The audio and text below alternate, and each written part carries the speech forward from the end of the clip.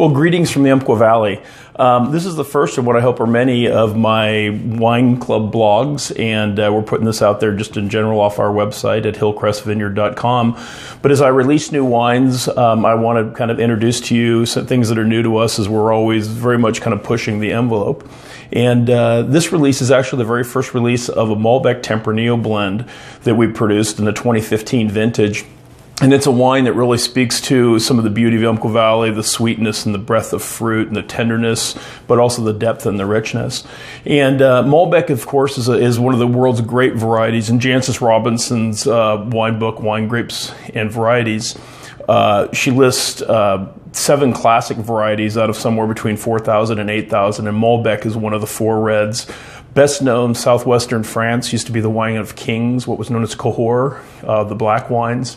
And Malbec was known for its deep color, a lot of structure in that. And today we probably best know it, many of us in the New World, as a variety that we grow in the New World, but as kind of an Argentinian signature variety. And the amazing thing about Malbec is different places, it's a very different animal. So I talked about the structure that you might see in southwestern France, more kind of Cabernet-ish almost, where you have like a succulent black fruit. In Argentina, much softer, more approachable. What we've done in the 2015 vintage is actually to take Malbec and Tempranillo and do what's known as a co-ferment. And a co-ferment is taking those 2 varieties, putting them together as grapes and actually fermenting them 50-50. And I think you'll agree that it's a really beautiful, beautiful wine.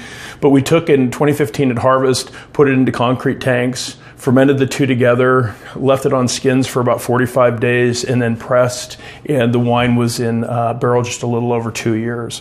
What the Malbec offers in this area is we tend to get a lot more acidity, which is beautiful, and that's one of the reasons Susan and I left Napa Valley. But that brightness and freshness, very black fruit, very spicy fruit, especially where we have it here on our estate, up at high elevation on sandy soils, blended with Tempranillo. That Tempranillo, even though it's half the blend, is more mouthfeel. It's more texture, kind of fills the wine out, and allows the flavors and the perfume of the Malbec to really kind of rise. And, you know, for me, that is the greatness of Tempranillo. Tempranillo is an incredible blending grape, a little bit more difficult to make wines of place. And as many of you know, I like to say good wines taste like a grape. Great wines taste like a place.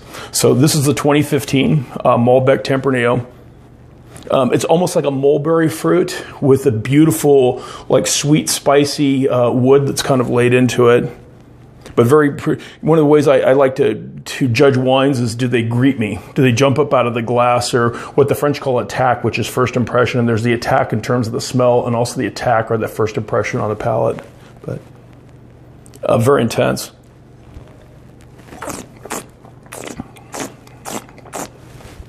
Without kind of hitting the walls of wine, I can feel it kind of very softly kind of open up.